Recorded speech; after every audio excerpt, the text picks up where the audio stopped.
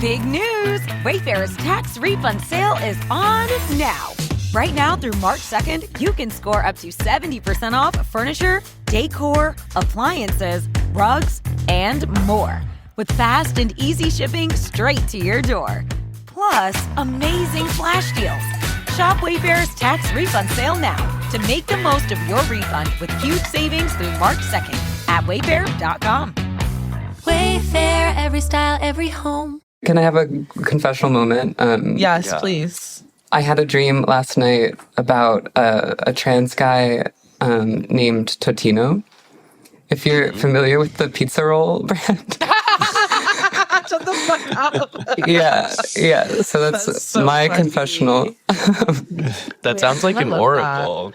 I think Yeah, it's gonna be Totino on the street. Well, the dream was kind of like a messy queer relationship. I don't know what the oracle of that is. I hope, I hope So fucking I hope funny. not an oracle. Yeah. Beyond cis male, cis female, non-binary, trans male, trans. There are more. They're swimming in like the gender soup. Of different experiences. Gender is like a marker of time. Thinking critically about what inclusion means. So much of womanhood is tied to whiteness, is tied to thinness. How do I identify myself?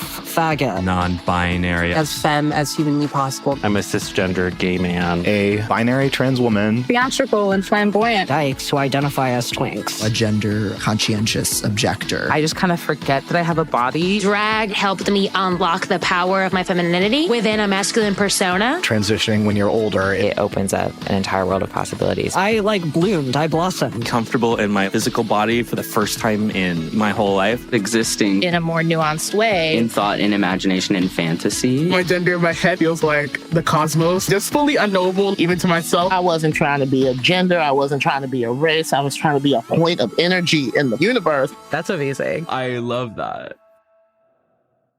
Okay, Babette, I felt really stupid because yesterday I was talking to a group of people and Susan Sarandon came up and I was like, she has a trans son. And then someone looked it up and she doesn't. Wait, I also do not know who Susan Sarandon is. Sorry, I feel like I'm missing a main Okay. part. I think my point is like, I felt like, I feel like there's like this lore, or it's like every now and then a celeb is like, my child is trans, and it's like a huge deal, but there's still so few and far between. Like, do you know, are there any celebs that are important to you that actually have a trans child? Okay, Dwayne Wade, his daughter's Fab. The Wayans brother, I think it's Marlon Wayans, has a trans kid. Oh, really? Mm-hmm. I didn't know that.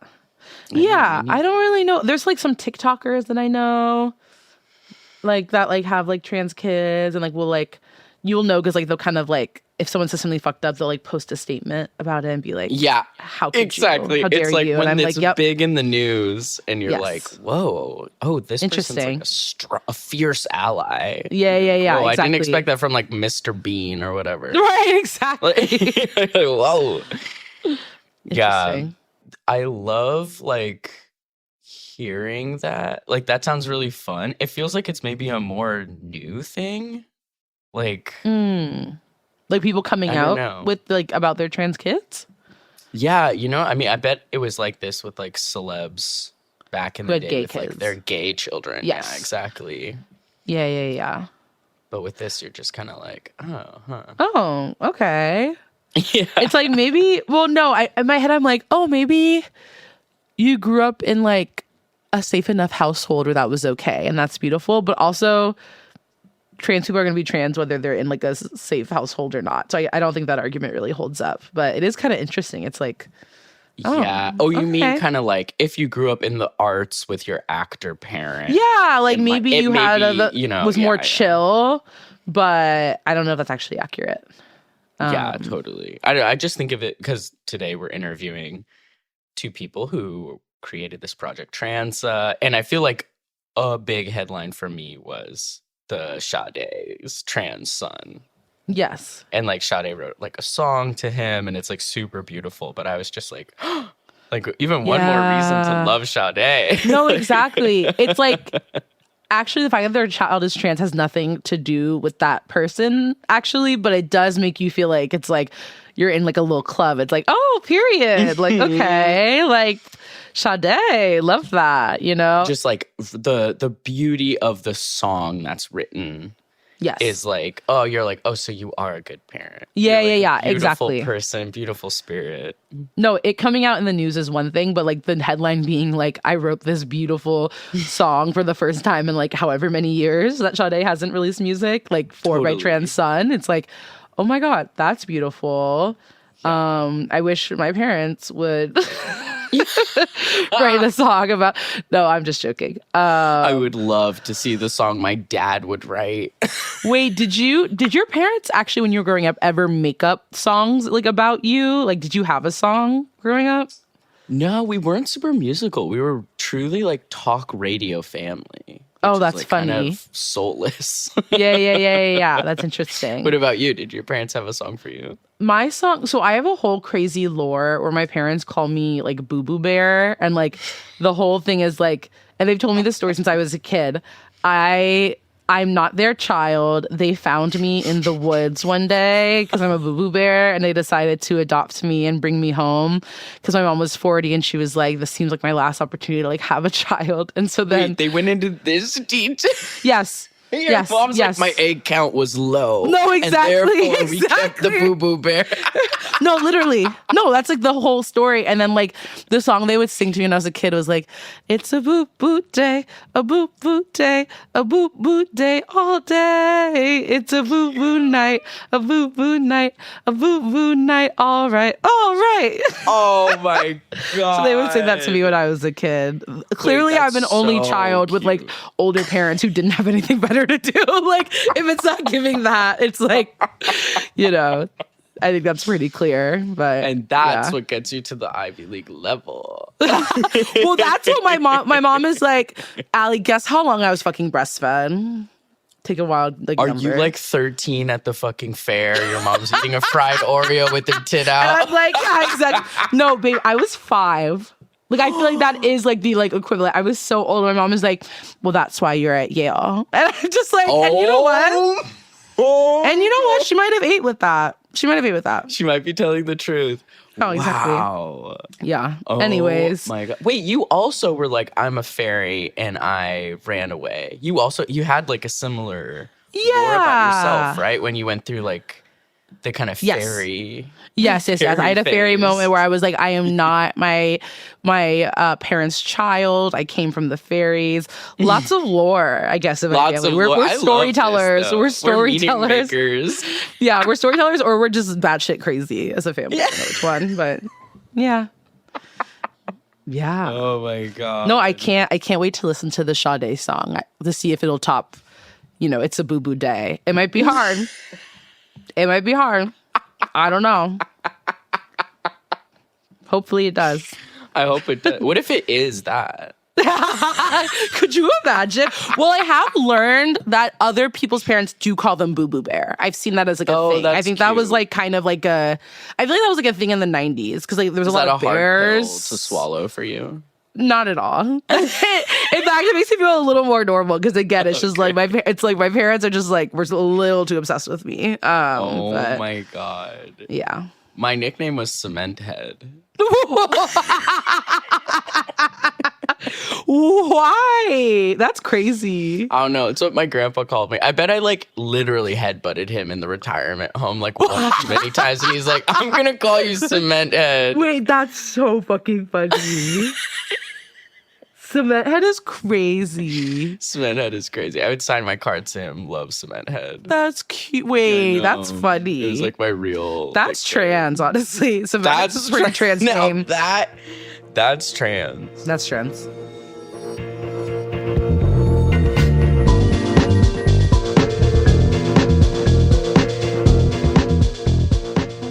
My pronouns are she, her. I have been working on this project, TRANSA, alongside Dust for the last 3 years. I hold a few different kind of creative hats. And in LA, I help produce an outdoor art series called Living Earth that centers kind of like live music in beautiful natural spaces that's tuned to the frequencies of the earth in some way. Yeah. That's so cool. Yeah. My name is Dust. My pronouns are whatever I'm feeling, he, she, they, whatever the moment calls for. I've been working with Red Hot since 2010. Just trying to do activist work through the music industry and survive in New York City. That's a full-time job. Living and surviving in New York. How did both of you first get into music? Like, have you guys been into music since like you were kids, or like, is that always been like kind of a life passion for you guys? Yeah, I mean, I personally grew up around music really deeply. My dad has been in bands his whole life, and he has been like a touring musician at points in his life. He's not doing that really anymore, but I grew up with like that. And my mom loves to sing, and she loves to sing opera. So I would, I have like very like formative memories of her singing in the kitchen and stuff. And one of the last times that I went back to my dad's house, which is like a farmhouse in Iowa, I found like an old like activity thing that I had done when I was like a tiny kid. And I was like surprised. It said that it was like, what is your career going to be when you grow up? And I had said music teacher when I was like 5 years old. So, wait, that's amazing. Yeah. Did you have a music teacher that you were like, I love them? Or I mean, I moved around a lot. And I do remember specifically a couple different teachers who still I can like picture really, really clearly. Wow. But there wasn't like one. But yeah. But when you were a kid writing that, you were just like, I think this. Yeah, I know. Music teacher, I love that. Looking back, I didn't remember that. But it was in there. Yeah, it's in there. Cute. Mm-hmm. And what about you, Dust? I have a very different story from Massima. I wish my parents were, playing music and singing opera in the house. But I grew up in a very sheltered home in Texas. My parents only wanted to limit my music exposure to Christian recording artists. Wow. And I think because of that fact, I sought it out even more, as usually happens. But I don't know, I was a very emo, sad teen, and I wanted, music was the only thing that made me feel less alone. And I started a music magazine online. This was like 2000, 2001 in high school, and just tried to ingratiate myself in music in whatever way I could. And I was interviewing bands that would come through Dallas, Texas, and film the concerts and put them online. And I just knew that I wanted to be closer to the artists that resonated with me, because they were my prophets. They were my preachers, if you will. Yeah, similarly, my parents only listened to like really conservative talk radio and then some Christian like contemporary rock. It's an absolute wasteland of a musical upbringing. And at one point in my life, I stopped myself and I realized, I was like, why are all my favorite artists gay or trans or non-binary? Right, something's going on. Light bulb starts to go on. Something's afoot. Yeah. I will say, I feel like some Christian rock does go kind of hard, though.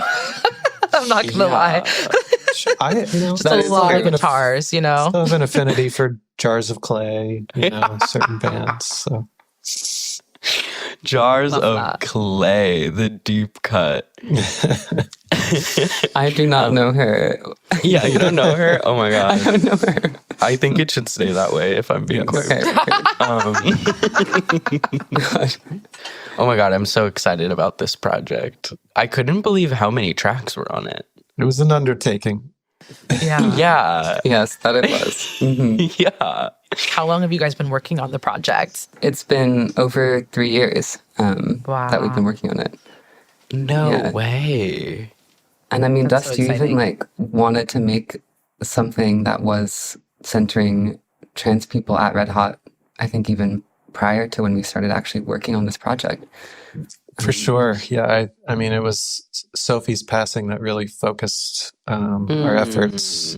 Yeah. And, I reached out to a lot of friends. Massima was one of them in the aftermath of her loss. And that was, just grieving, needing to grieve that loss. And, Wow.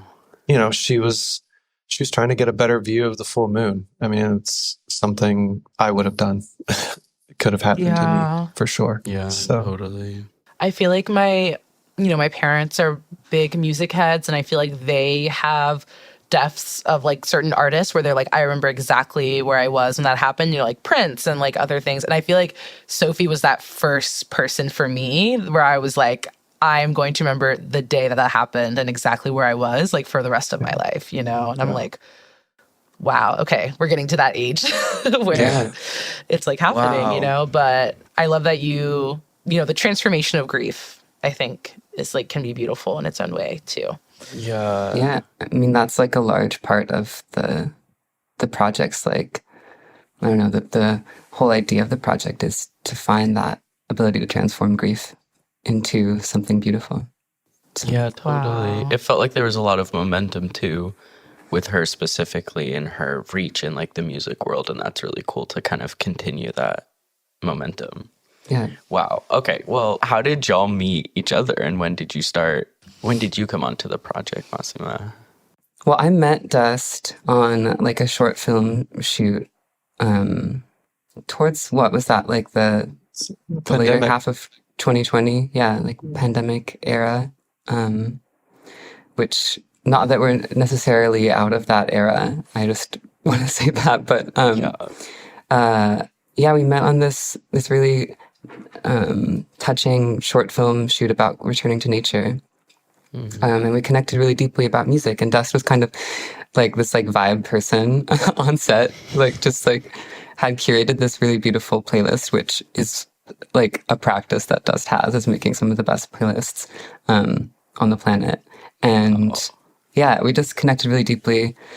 I remember just specifically about the music of Beverly Glenn Copeland. And then, I mean, really it was through like your grace to us that you asked me to like work and like concept this project and kind of like, put it with Red Hot and like use those resources to make this possible. Yeah, I mean, when Masi and I started, I didn't know her super well, but we, like she said, I've just really connected during this shoot. And I know something about the way she spoke and moved and everything just really resonated. And I was looking for a partner to build this project with, and I actually had I went camping one day and early, like right after Sophie passed, and during the night, like I had like this vision of Massima and I building this project, and I like was crying through it, and I was just like, I have to call Massima tomorrow, and I literally did that. And I don't know, I just like just something in me was calling and was saying like she's the person. I just, from the very first note of music I played on that short film shoot, which was Juliana Barwick's In Spirit, and it was just like, this is the guiding spirit of this album that I want it to be. Wow, that's awesome. So you were already working for Red Hot, and some of the compilations that you put out, it's, I think during your time, was that like the Sun Ra one and the Arthur Russell?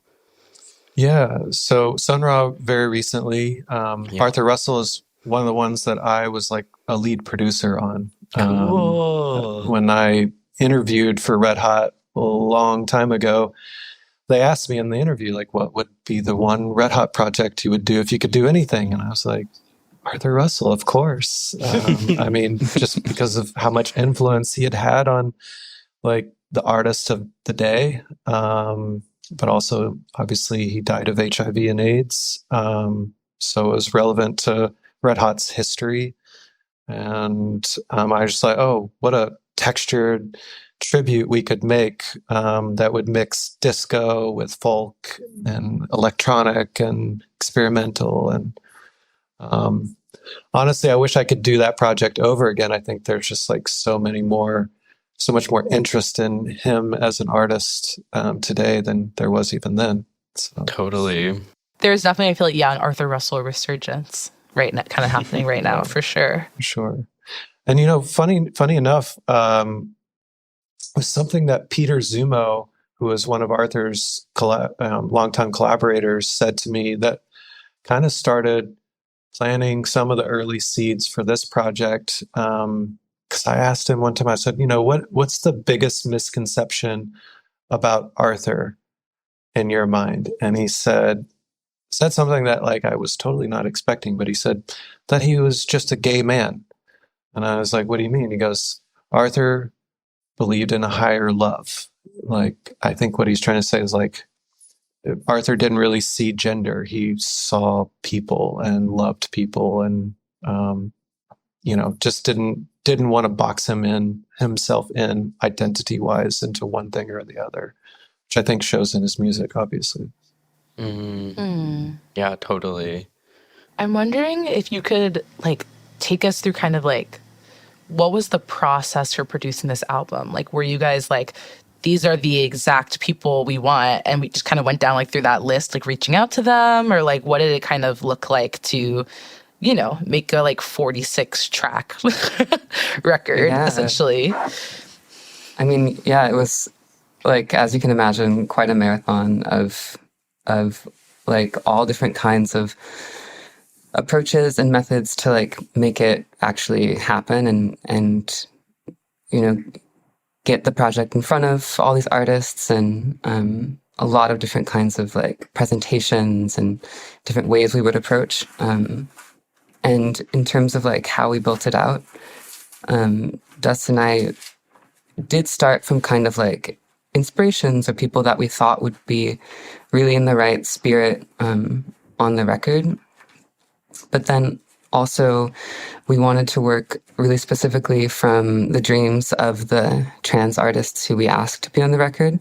And a lot of the spirit of the record is about kind of collaboration and a sense of community. So we very intentionally like took the project to a bunch of these trans artists who we asked to be on it and kind of asked them like, what would you like to make happen for this? Or what would be like a dream collaboration for you that might not otherwise be possible? Yeah. And I think to add to that, like, the initial A&R lists was artists that just resonated with Masi and I. Like they were our favorite artists, and they're our favorite artists for a reason, because they seemingly had a connection to nature. They seemed to care about the earth. They cared about their communities, and probably were boundary pushers in some capacity. They made music that didn't sound like other people's music, had a very a spirit that was like seeking more within themselves and within the world. How'd you guys get Sade specifically? That's my question. Good question. Good question, that.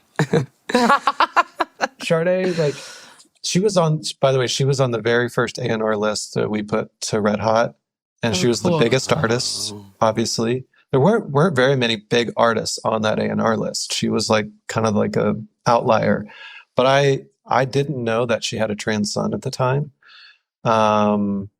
She's just somebody that really love and respected, and almost see as flawless. Yeah. And Stuart Matthewman, her longtime bandmate and producer, was in the Red Hot and Arthur Russell Band shows 10 years ago. And so I made friends with him. And the reason I put her on the list is because I was like, I love her. And I knew that we could get like a letter to her. And so, Massima, you can tell the rest of the story. Yeah. And so, I mean, I did know that she had a trans son, and I felt that love that I could see between her and her son, between a parent and their trans kid, was really powerful and a really beautiful thing in the world. And so I kind of, on this leap of faith, wrote a letter to her, just kind of expressing how meaningful it is to see that love of a parent to their trans child, and just kind of, I think I said that love being visible to my parents would have made it easier when I came out to them as trans, which, was in 2014. And I mean, I think that that letter really resonated with her. And she was like, she agreed to contribute to the project and was like, I actually have a song that I've written to Isaac. And when we heard that it was like about her son, I think we were just kind of like already floored. And then hearing the song itself, which is framed as an apology to her son, and also just kind of this like very like uplifting, affirming kind of like words to him. I think, it was just like more powerful than we could have imagined. How healing this is going to be for so many trans and non-binary people out in the world who only wish to hear such tender acceptance from their own parents, And honestly, I think she did maybe, I don't know what parts were rewritten for the project, but it was originally described to me by Stuart as a song called Happy Birthday Little Boy. Were like in the lyrics. Then the lyrics. Oh my God, I'm going to cry. I think that was like in an original letter that she had written to Isaac for his 21st birthday. Yeah. But, after because we had sent like the working sequence of the record to her, and her manager told me at one point, oh, she's paying close attention to this working sequence. She notices when you guys change mixes, when you re-sequence something, like she's paying attention. And she allegedly rewrote the song like a few times, remixed it multiple times. Sade is a perfectionist. And that was a fascinating thing to learn, like just how deeply she works. I mean, she had like multiple all-night sessions with our mastering engineer, Heba Kadri, to perfect the sonics of this track. And it sounds like $1 million. It really does. But she chose the chapter that she wanted her track to go in, which was chapter 7, Liberation. She was very invested, and it means a lot to her, you can tell. So, wow. That's amazing. I love how you said that this would have been really cool for your parents to see. I feel like that's such a cool and like generous and like healed standpoint to look at this from. And it is true. It's like we're like representation matters, more trans people in media, but like there are no role models for our parents. Like my parents were just kind of like going in blind, like trying to figure out what to do. Yeah, and exactly. And I think, what you're saying, it is something that I think I've been able to express from this kind of healed state about it, because obviously my parents weren't perfect, and I do think that they didn't, I can't expect them to be when they didn't have any kind of model for how to respond to their kid coming out to them as trans. And, I think, like, we don't get those kind of models, and that's part of why this is so powerful to me. Yeah, the parents. I'm like, oh yeah, having like this huge musician. I feel like Ally Sheedy has a trans kid. I don't know, but they're like random celebs where I'm like paying really close attention because I'm like, oh my gosh, your trans kid. So you mentioned that there are different chapters. Would you walk us through just kind of like the flow of the project as a whole? Yeah, I mean, the project is structured, basically as this kind of concept record, which charts the journey of a spirit that is born and then kind of experiences pain and trauma, but eventually works through that pain and that trauma to come to a state of awakening, acceptance, and ultimately a state of perpetual reinvention, a la the song Ever New by Beverly Glenn Copeland. And so throughout this record, there are two key themes. We touched on one of them, grief, already, and the other one is transcendence,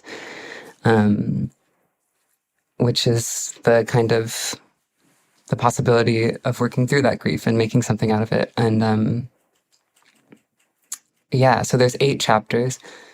Yeah, I mean, I think it's obviously the trans experience, but I think it's a universal human experience. I think, especially for most of us who are conditioned in this binary system we have to exist in, our life is like a series of awakenings, right? Of new possibilities within ourselves outside of what's been laid in front of us. And that's what TRANSA is trying to demonstrate, that, all of our journeys look a little different, but we all,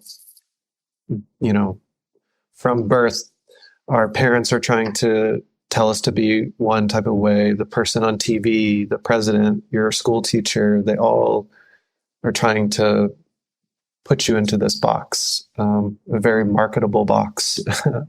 And, we all have to sort of survive through that. And if we do put ourselves away and don't lean into who we are, we find ourselves in this dark night moment where we're really feeling bad and start to reflect on who we want to be. So I think it's just something that we wanted people to meditate on. The record is very, it's sprawling. It's 3 hours and 50 minutes of music, but there's a lot of space. Something that we talked to the artists that we invited is creating a lot of space and dynamics in the sonics. Something that's not locked in on the grid with a pulsing beat. Sometimes there are special moments in the record where that's called for, but in large part, these tracks take you on a journey within themselves. And I think that even though the record will go in very many different sonic territories, it feels cohesive because of that. That's all the artists played with. Can you tell us about kind of the meaning of the word TRANSA and how you guys came up with it? So TRANSA, the inspiration directly comes from a Caetano Veloso album from 1972, which is under the same name. Caetano Veloso, a Brazilian artist who,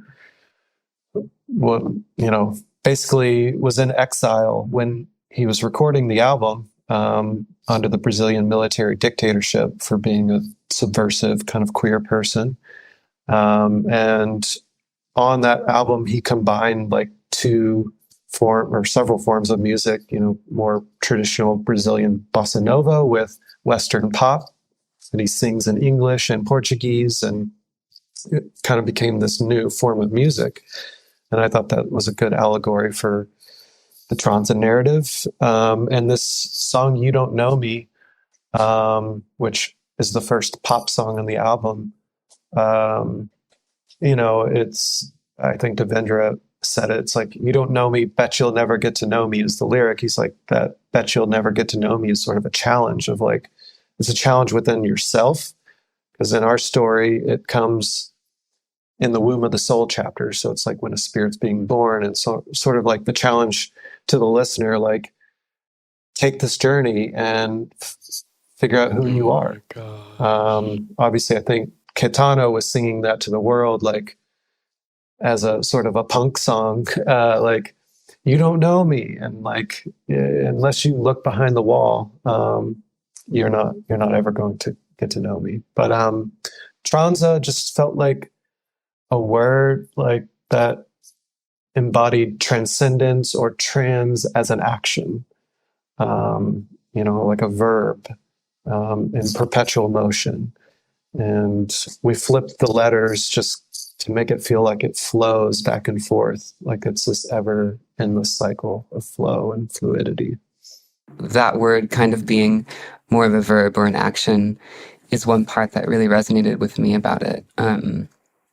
Because I think people regard being trans often as like this like one and done thing where you transition and get the surgeries that make you into the other gender, and that's it, which is so not the reality of being trans, and so not the reality of living as a gendered person.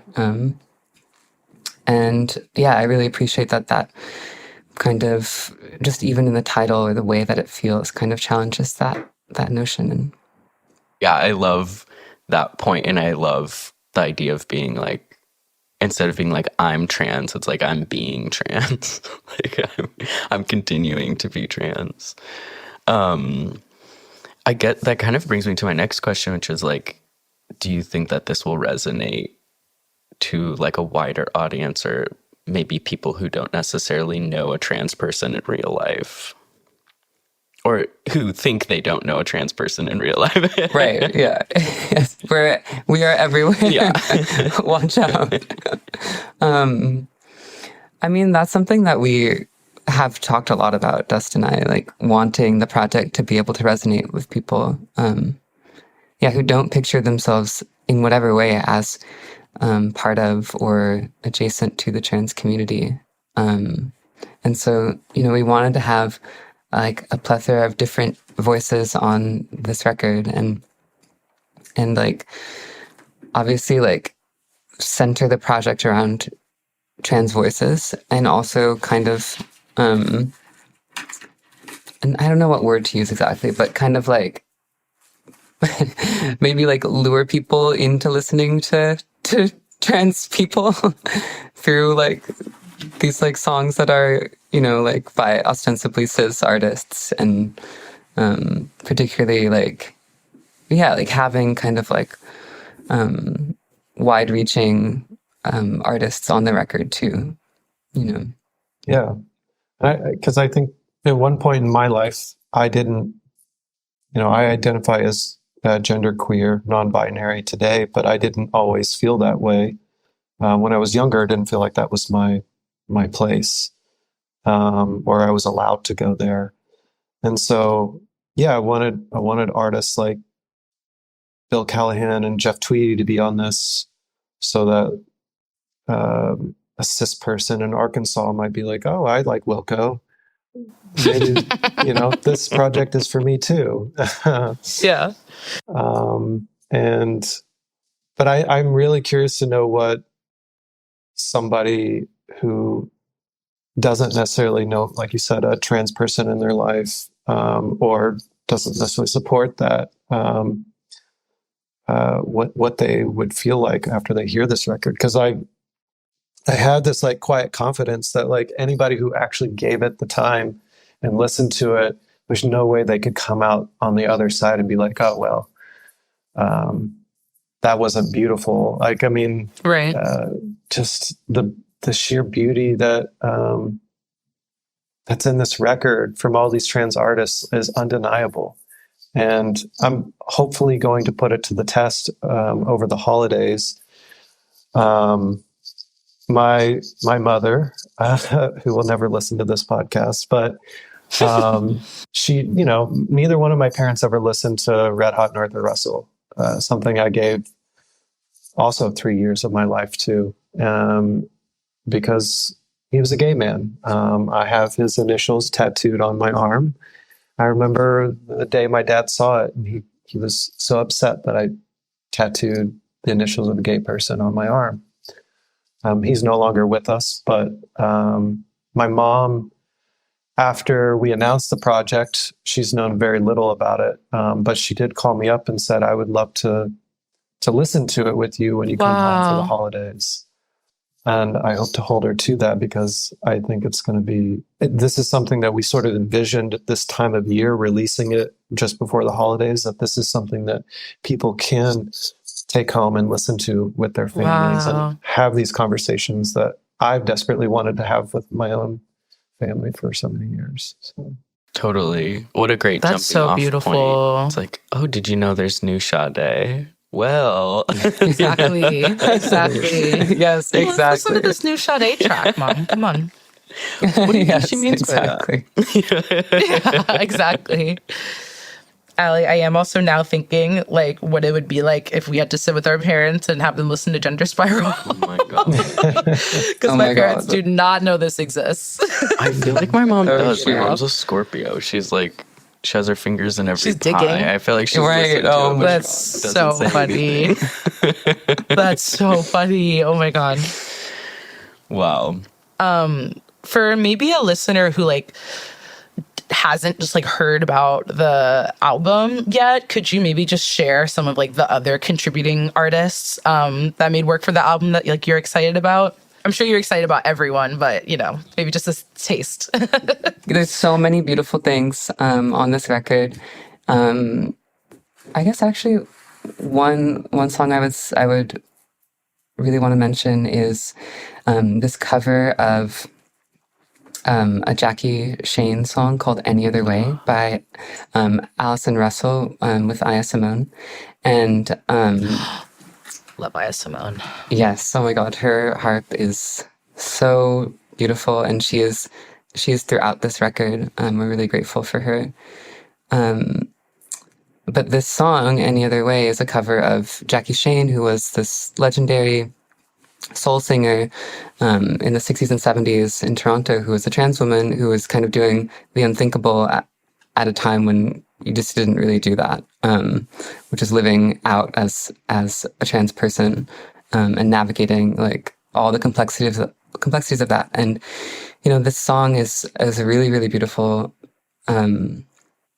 song that has these kind of coded lyrics about being gay and not wanting it any other way. And yeah, Allison Russell, who is queer, like made this really, really powerful kind of stripped down version of that song. So that's definitely one that's on my mind. I was fortunate to be in the studio with her when they recorded that. Wow. Whoa. Like, I mean, she just like got into the zone, and like, we were just sort of like tiptoeing around her as she was like kind of working out the arrangement. And I mean, she's such a special soul. I would like to highlight all of the chapter tracks, as we call them, which are like, so the first track of each new chapter features kind of more of an ambient piece of music with spoken poetry over it. And like the rest of the record, these are all done by different voices. And, I think of like this amazing track that starts the Dark Knight chapter that Cole Police did, saxophonist from the Bay Area. And we had Eileen Miles pen poems for a few of the tracks. And Hunter Schafer reads the one for Cole's track. And Massi was in studio with Hunter, I think, kind of helping direct that. But wow, like you can just... the emotion that Hunter conveys through this Eileen Miles poem is just so moving. Wow. I can't wait for everyone to hear it. Yeah, I mean that is such a powerful like poem and song. Obviously, like Cole Police's music is just like so transcendent and such a journey on its own. And then Eileen Myles penned this really beautiful poem that's kind of about senses of alienation, at least in my take of it. It starts like on an awfully other planet. And and it was really special doing that recording with Hunter, and I kind of worked with her on just some prompts of how she could read that poem. And I think we worked with two different takes, like one that was like addressed to like thinking of herself as a child and talking to herself as a child, and then also imagining kind of a time far in the future where we're not dealing with all the kind of trials of the present. And yeah, that was such a touching experience. Oh, so cool. Yeah. That's awesome. I was really excited for the Lauren Alder cover of Prince, because I remember, I forget, it was like definitely years ago, but one of Lauren's songs, I remember hearing it and just like stopping in my tracks, like what a hauntingly beautiful voice. And then to do a Prince cover, I was like, okay. Yeah. I know. I mean, we've been fans of hers for a long time. And yeah, I mean, it was such a it was just amazing that we were able to get Wendy and Lisa of the Revolution to contribute to this song with Lauren. Totally. Yeah, Lauren was one of the first artists that we approached for the project. And I can't remember, because like obviously covering Prince, it's like an impossible task. How do you improve on some of the greatest songs ever recorded? But I think Mossy, it was you who sent me like a live video of Lauren performing that song, and it just blew us away. Yeah, we were like what a fucking powerful vocal performance. And I think she made it her own. And I was recently talking to Heba Kadri, who mastered the album, and she also masters like Lauren's other work outside of Transa.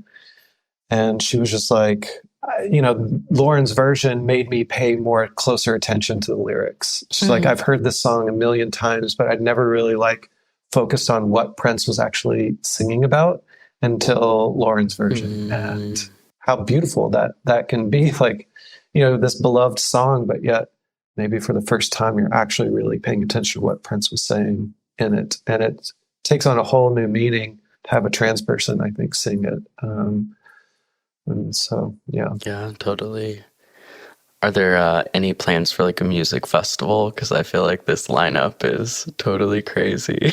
Oh my gosh, absolutely. There are some things in the works for 2025. Wow, cool. How would you prefer people find it and pre-order, etc.?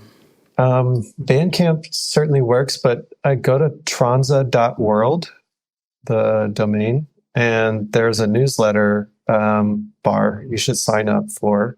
Cool. Our amazing person who is leading our social media campaign, or just sort of the Transa campaign, Lindsay Connect. She sends out a newsletter every Sunday. It'll be the first offerings for any kind of physical product, live shows. That's where you're going to hear it first. So definitely sign up for the newsletter. Amazing. And we have Transa Selects coming out, which is, this is a 46-track album, right? And 3 hours and 50 minutes of music. So putting it on vinyl has been a real challenge. But we wanted to have something tangible to offer people. So we have a single LP with Sade's song, the Lauren Otter, Wendy and Lisa collab, Lorraine featuring voices of the New York City Trans World History Project, Ever New with Sam Smith and Beverly Boone Copeland, and then the whole B-side is Andre 3000's 26-minute long chapter track. Oh my God. So that'll be available digitally and in stores. Amazing. Oh my gosh. Okay, yeah, this will be out in a couple weeks, so I think it will absolutely be available when people are listening to this. Cool. I think maybe the one sort of other thing that I would want to say is just to talk about kind of some of the I guess politics and ethos of the record, because obviously there's the tremendous beauty of this music and the kind of container of the story of the record. But I think we also we set out also with this project to kind of really do something that I think is maybe a little different than at least what I've seen of I don't know, trans benefit or just the idea of benefit records or things that I've seen happen before, which is to just try to kind of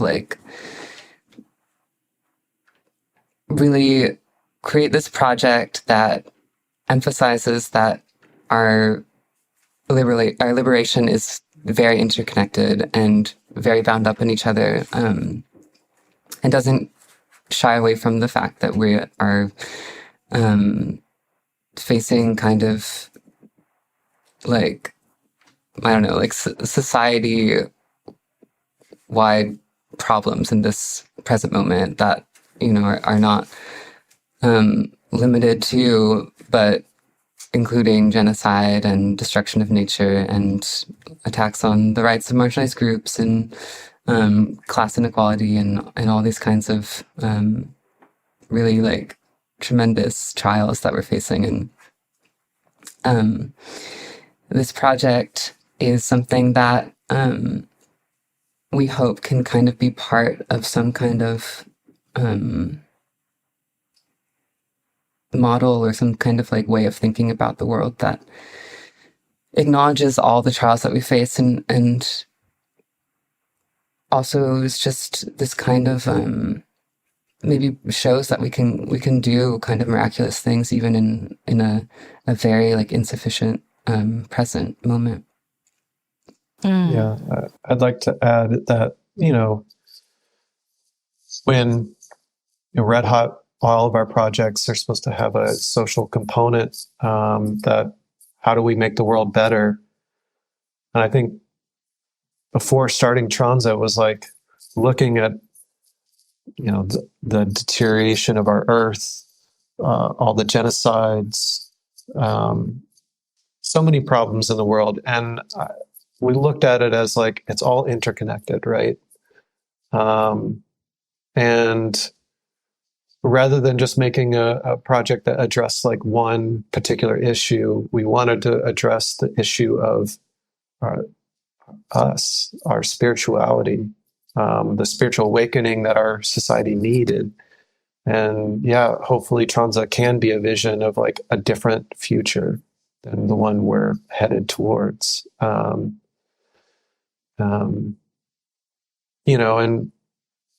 I think that TRANSA is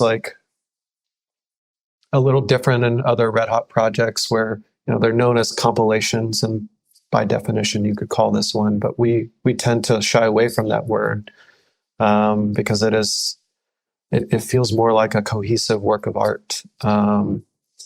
It's a concept record, and we hope that it inspires people to see more for themselves in it. To go back to your question about the word TRANSA, we intentionally tried to define it for our project as something that TRANSA means you are more than you know. It will always mean more than you know, because as long as you're alive on this earth, you're in a state of change and transformation. We don't know what the future holds. Well, yeah, and in fact, we need to learn from trans people and from all marginalized people. We need to see that trans people are a reflection of nature, that we are the natural world, and we have a lot to learn from each other. Right. It's like trans folks, like we know how to adapt, where it's like it's cis folks that like Yeah. you know, like y'all about to become extinct because you're not adapting. No, literally, exactly. to the world around you. Y'all need to adapt and morph. Yeah. No, it's like, well, yeah, trans people, we already do the miraculous in a really profound way of changing our bodies and doing something that is its own kind of miracle. Answering the call from within. Yeah. Yeah, totally. Yeah, and we can all do that in different ways.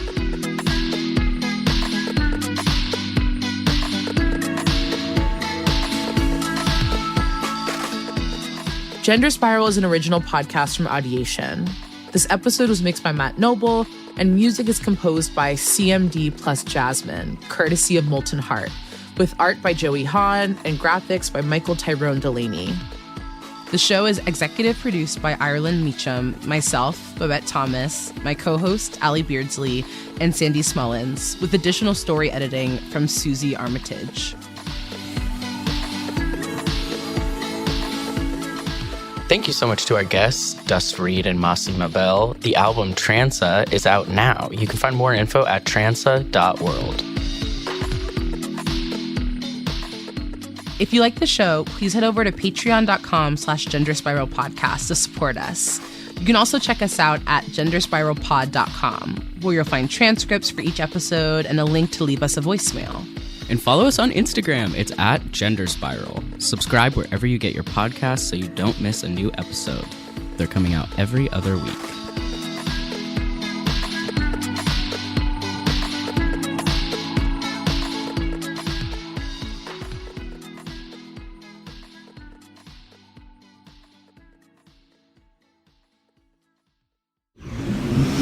Audiation.